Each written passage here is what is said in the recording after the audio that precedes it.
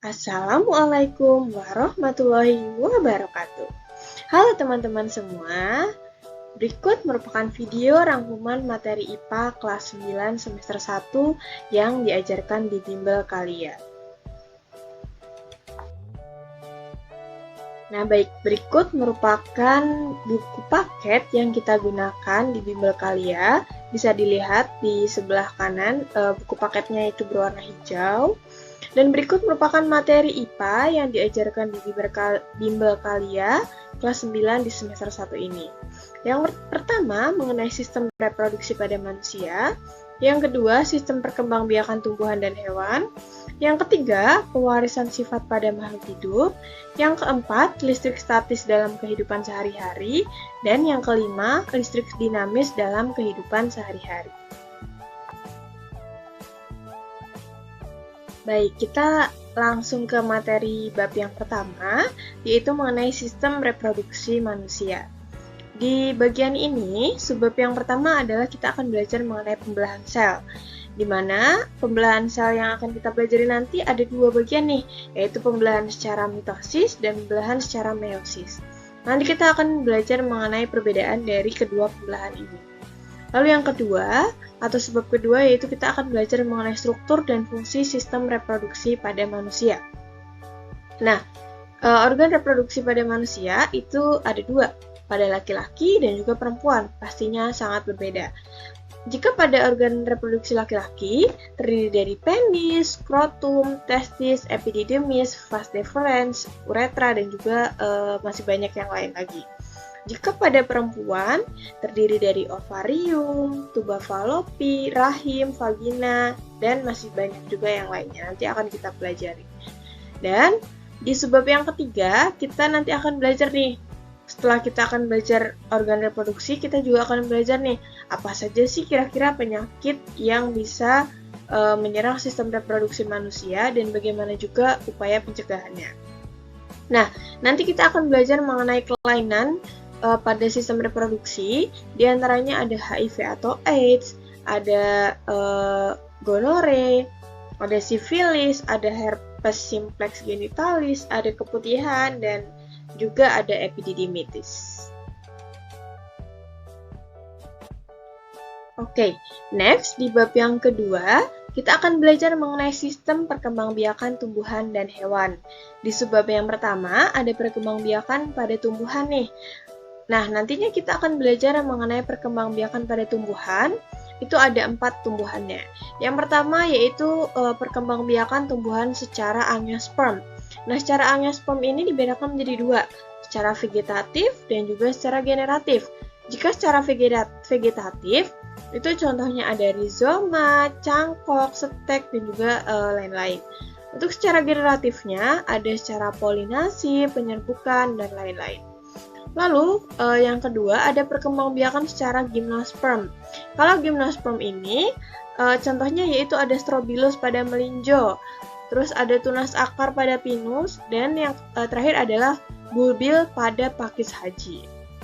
Yang ketiga adalah perkembangbiakan tumbuhan pada paku. Nah, paku ini perkembangbiakannya menggunakan spora.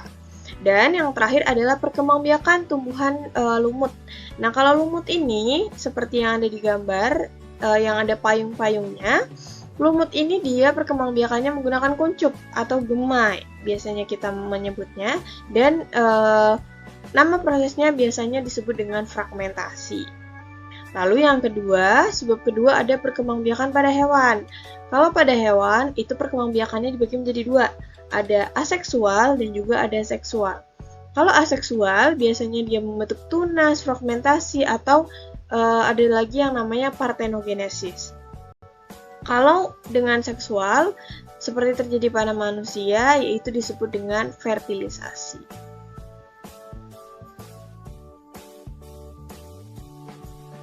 Oke, next kita ke bab yang ketiga, mengenai pewarisan sifat pada makhluk hidup. Nah, di sini subbab yang pertama adalah molekul yang mendasari pewarisan sifat. Di sini kita akan belajar nih gimana cara penurunan sifat pada makhluk hidup dan pemanfaatannya untuk pemulihaan tanaman. Nah, molekul yang mendasari penurunan pewarisan sifat ini ada dua. yaitu materi genetik dan juga struktur DNA serta RNA. Lalu sebab yang kedua yaitu hukum pewarisan sifat. Di sini kita akan belajar mengenai teori penurunan sifat oleh Mendel yang biasanya kita sebut dengan hukum Mendel. Nah, hukum Mendel ini dibedakan menjadi dua, persilangan monohibrida atau satu sifat beda, dan juga yang kedua adalah persilangan dihibrida atau disebut juga dengan dua sifat beda. Untuk sebab yang ke-C, yaitu pewarisan sifat pada makhluk hidup dan kelainan sifat yang diturunkan. Nah, di sini kita akan belajar nih mengenai pewarisan sifat pada makhluk hidup yang dibedakan menjadi tiga. Seperti yang ada di gambar, ini adalah pewarisan warna kulit. Yang kedua ada pertumbuhan rambut, dan yang ketiga adalah jenis dari cuping telinga kita. Lalu, yang sebab keempat yaitu penerapan pewarisan sifat dalam pemuliaan makhluk hidup. Nah, yang pertama adalah pewarisan sifat dalam pemuliaan tanaman. Contohnya yang sudah ada di dunia ini adalah padi varietas IPB 4S, lalu ada juga jagung varietas Bima 14 Batara. Nah, lalu ada juga nih pewarisan sifat dalam pemuliaan hewan. Contoh nyatanya yang sudah ada yaitu adanya ayam Plymouth Rock warna putih.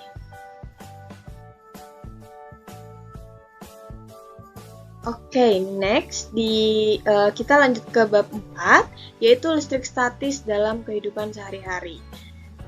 Di subbab yang ke-A, yaitu kita akan belajar mengenai konsep listrik statis, yaitu konsep utama.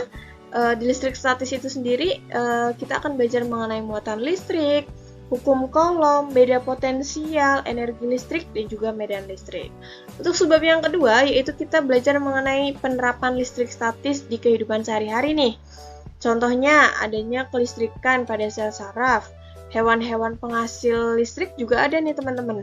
Contohnya ada ikan belalai gajah, ikan pari listrik, hiu kepala martil, ehnida, dan juga masih banyak yang lainnya.